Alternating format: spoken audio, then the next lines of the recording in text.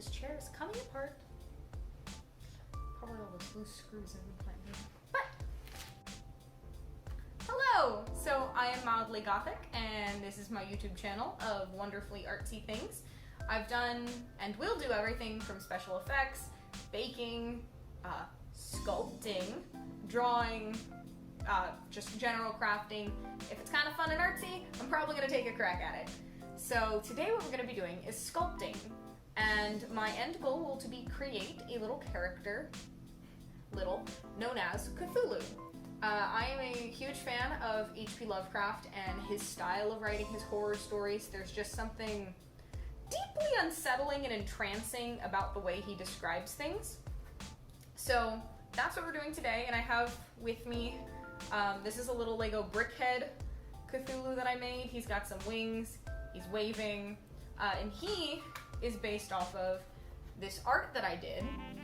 Now this image of Cthulhu is based off of one I found in Google Images. I just modified the eyes and I think his arms a little bit, but otherwise this is based off a design I did find. It's not purely my own work. But I think it's super cute. I love the weird juxtaposition of the dark eldritch horror being turned into this little cutesy thing. This is a little 3D printed statue that I have of Cthulhu. And I have a poster on my wall in my room. And then this is also a Cthulhu shirt. So, you know, just repping the boy, as we will call him, the lad. So I've already done a little bit of testing. I will be using Sculpting. Sculpting is an oven-baked clay. I decided not to use air dry. We'll see how that goes. Just kind of the tentacles. I'm thinking probably a size between the Lego one and this 3D one. We're not going huge, but I think a nice little model. I want to give him some nice wings. It'll probably end up being some sort of mix between creepy and cute, and I'm thinking of doing, I'm gonna sculpt it entirely in white, and then I'm gonna go back and paint it. This is for my sanity's sake, so I don't keep worrying about what color I need to make each individual piece at a certain point in time. We'll see if I end up regretting that decision. I have a variety of sculpting tools. Some of these are actual, like, I think name brand Sculpey tools, and some of these are like, I don't know where I got it from, but it's a tool.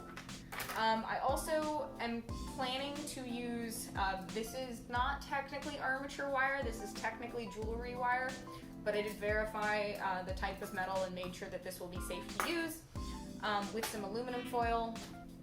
The temperature that you have to bake this clay at should not be high enough to cause issues with the metal. I did already make sure that that's not going to be a problem. I do plan to do extended wings like this, and with that I'm worried about the clay supporting itself, and so my goal was to give it some armature wire to make it a base so that it can actually have some substance to it. So we'll see what the final form ends up looking like, but here's, I guess, a sneak peek of my thoughts. These very small, doubt that you can see them, little tentacles.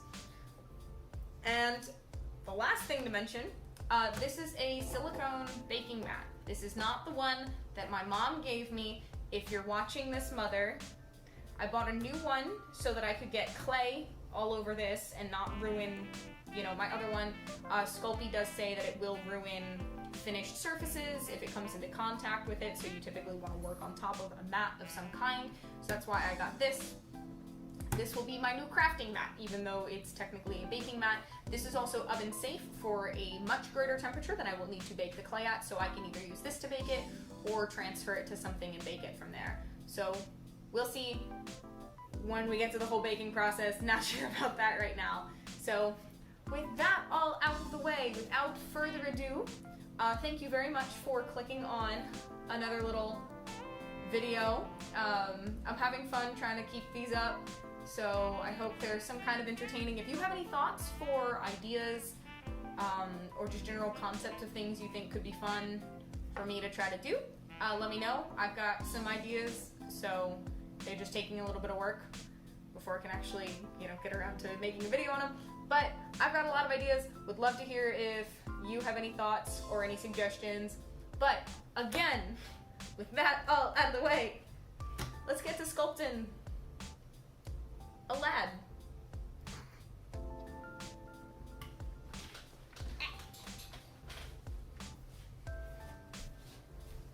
So the one thing I wanted to do with this model that I've never done with sculpting before was actually create a base armature. And you use that using armature wire, which is a literal thing that you can buy. I am not using armature wire, I'm using jewelry wire. I verified that it should be fine in the oven, especially because you're baking it at a low enough temperature. But you basically start and create the general structure of whatever you want to sculpt. So for a biped, in this case, I needed 2 arms, 2 legs, and the wings. And once you have the base just skeleton, essentially, you then start putting the muscles on it, which is the tinfoil. And so you're wrapping the tinfoil around it to try and just create some kind of a base so that you can then build the clay up on. It's starting from the most bare level and building it up from there. So the tinfoil doesn't have to be perfect. It can be a little bumpy and wrinkly. Probably don't want that too much, but it's not the worst thing in the world. And then on top of that, you're gonna put the clay, which you can then shape and build up even more and begin to texture, which is where the actual model itself will begin to take shape and actually come to life.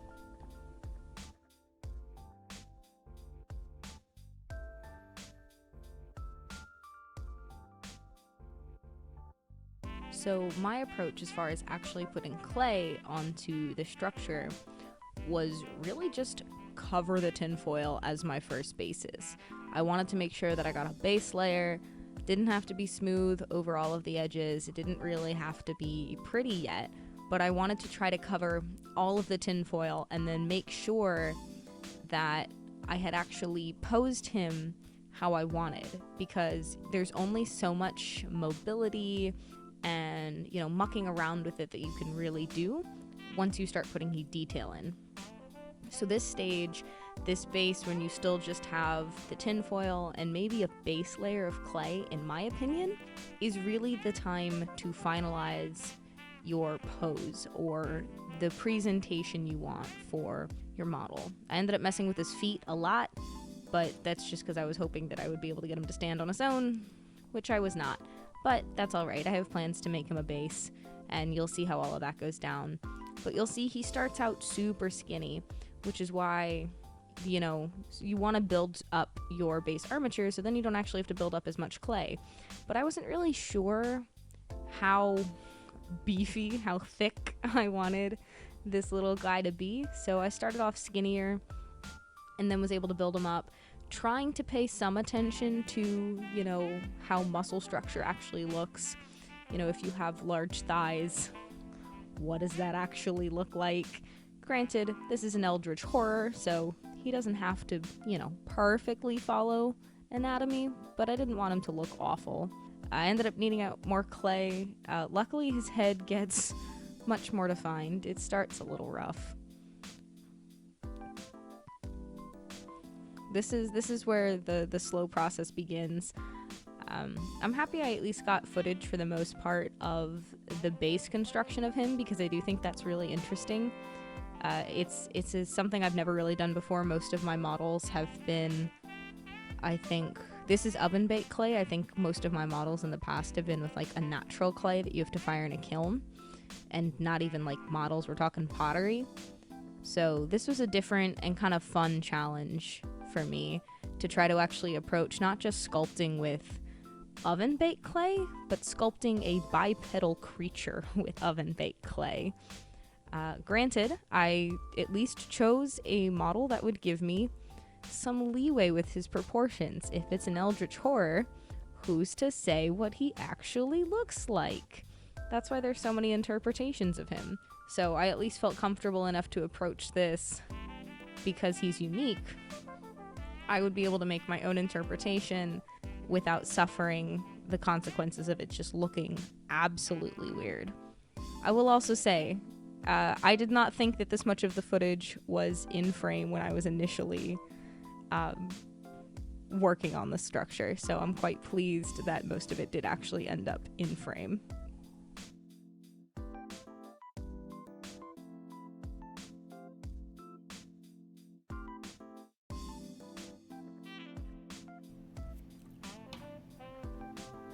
guess who hasn't learned their lesson? Unfortunately, different problem this time. My phone ran out of space because I forgot to delete the footage from the last clip. My phone has limited storage, so I can only record about 2 hours of video, 3 hours I think. And I already had about 2 hours of video from the last thing, so unfortunately I only have about 25 minutes, which is probably what you little saw, of me putting together the armature and getting the base on that. Unfortunately I'll miss most of what I think are the really cool little modeling bits of his tentacles and stuff, except you'll get to see me not screw up certain things, so maybe that's a plus. But that took about 25 minutes, and it's an hour later, and we have a boy. He actually does currently stand on his own. The wings are actually what I'm about to do next, so I'll flip the camera and try to explain kind of what's going on here. At least I didn't lose all of the footage this time, but oh well. Also, here's the paintings on my wall that you don't usually get to see since my camera's too low. But anyways, now let me explain what I've got so far. So here we are. These are the flattened little piece that I'm working on for the wing so far. We can see, so I'm taking the pose kind of from this one, and also this guy. His wings go back on easy, don't worry. I use those as kind of my general size for the wing, and so I decided to give, where's my little pointer? Here we go. I decided to give his under tentacles here some little suction cups. I did that on both sides, and you'll notice there's the scaled detail. Well, that was done. I taped a nail to the end of my pointy tool because it works and it makes these little scallop shapes. There's about 3 layers of tentacles. There's like 1, 2, and 3 that I then blended up in, let's see, there we go, this little mound here for his eyes. Those are supposed to be his eyes, these little crescent moons. I think it's cute and it works. We'll see. He might end up looking like he's staring into a dark abyss. Been fighting with his head shape a little bit. It's vertical, that's kind of what I wanted. Guess he's a little beefy in the shoulders. So, and then I built up the back a little bit. It's not super even, so I'm going to try to hide that with some more clay of the base for these wings. So, this is where we are so far. This is about an hour into the process, and I'm going to make sure that my phone has the storage to record the rest so that you can see what he looks like.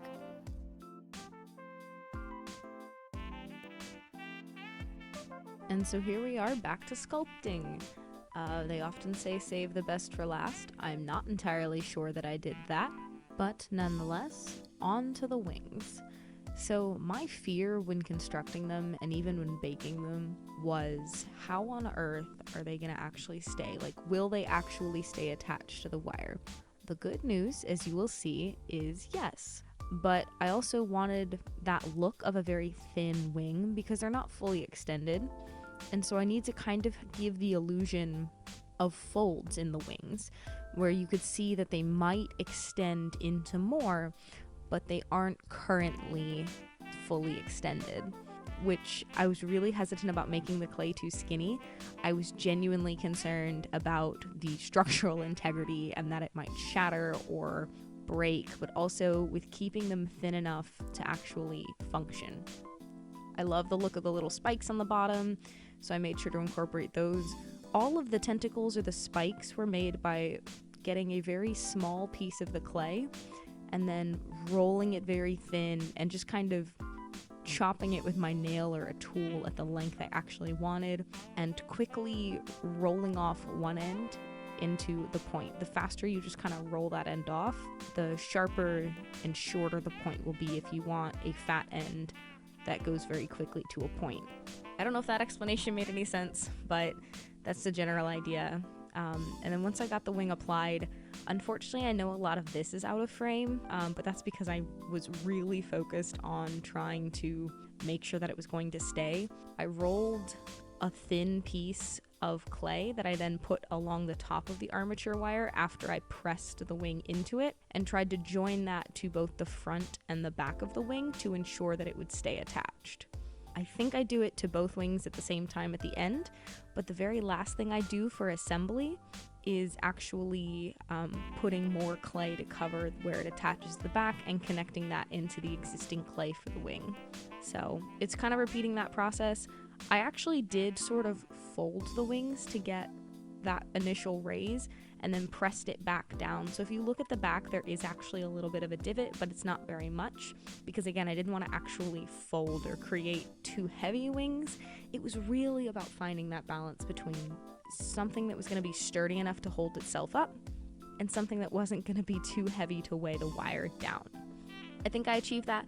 We'll see in the long run, but overall, I'm so pleased with how these wings came out. This is probably the part I was the most nervous for, and I used all my different little rolly tools to try to give the wings that internal texture and give it the look of that light wrinkly. If you think of like a bat's wing, that's kind of translucent, except it's clay, so it can't be translucent, but that's kind of the texture I was going for, even if I can't actually achieve that. So and I'll show it later. I did bake him lying down because 1, it was probably best structurally for the wings. 2, he didn't stand on his own anymore.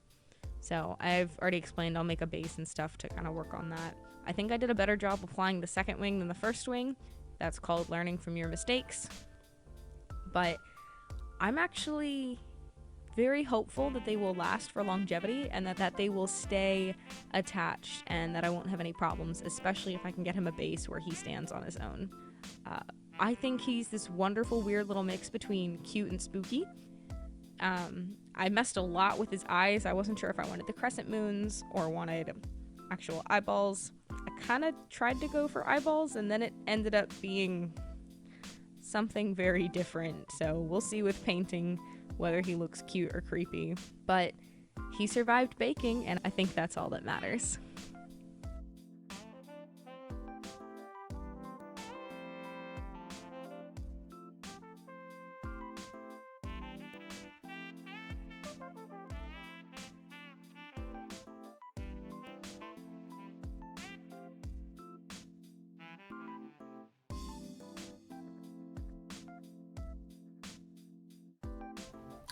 And so here we are, an undetermined amount of time later. So, shouldn't be a surprise by the title or the fact that we've reached this point in the video. I'm going to split this one into 2 parts as well, just like I did with the drawing. I seem to have a tendency to underestimate how long things are going to take, and I think it will be more enjoyable as far as just a consumable amount of time, and then also easier to manage if I'm going to split it into 2. So he's been baked, as you saw. And so here is the boy. He did get a little overbaked because I may or may not have forgotten him in the oven for 15 minutes. It wasn't too much longer. I think the package says 15 minutes for every 1/4 inch thickness. He's I think mostly just slightly above a 1/4 inch, so I needed more than that 15, but he maybe was in there for a little bit, like 30. He doesn't seem too brittle. He's actually quite stable. The wings are probably the thinnest parts. Again, the armature wire, at least throughout his core, and the base gives me a little bit more confidence in the stability of this model because I know it's not just all brittle clay. So the outside may crack, but he's actually going to be pretty alright. I mean, the tentacles are doing alright. So, and if they break, he's an eldritch horror. Maybe he's had some bad days in his life. But so I'm quite pleased with the little, sculpture that I have. He no longer stands on his own because of the wings. He just doesn't. So I did originally have plans to make him a base, and I'm going to do that. So I'm not going to do that in this one. That might be included in the next one, just a little bit quick making him a base. I'm not going to bake him in it, but I'm going to probably just sculpt a circle and then press his feet into it so he stands vertically, and then pull him back out, wrap his feet in plastic wrap or something. Maybe I don't know, some way to make them not stick, so that way there's indentations, so hopefully I can stick him back and glue him once the base is set and done. So that's the current plan. So here he is. Painting him will be in the next video. And I will be going on a trip, next week. It shouldn't affect the video next week, but the week after that, I'm not sure if I'm gonna do a little, maybe a weird vlog thing, because that'll be fun to have something different. vlogging will not be a constant. I don't do enough fun things outside of work to actually like continually make vlogs, so it'll still be this kind of content, but I think I might do that. We'll see, not sure. But regardless, we have a sculpture. I think he looks super cool. I'm quite pleased with him. I'm a little worried about the little tips on his wings. But overall, thank you for making it to this point in the video. I apologize for, again, losing some of my footage. Look, I'm using my phone. Eventually I'll get a camera, hopefully, probably, fingers crossed, all that jazz. But until then, we're making do. I still think it was hopefully watchable. And I appreciate you, whoever, very much for making it to this point. If you want, if you liked it, give it a like. Maybe subscribe, I don't know, if you want to see more of whatever's happening. Leave a comment if you thought this was interesting or wondering why I have so many small little Cthulhu things. Not that I'm going to answer that, but you could ask. Other than that, thank you very much for watching, and I will see you in the next one.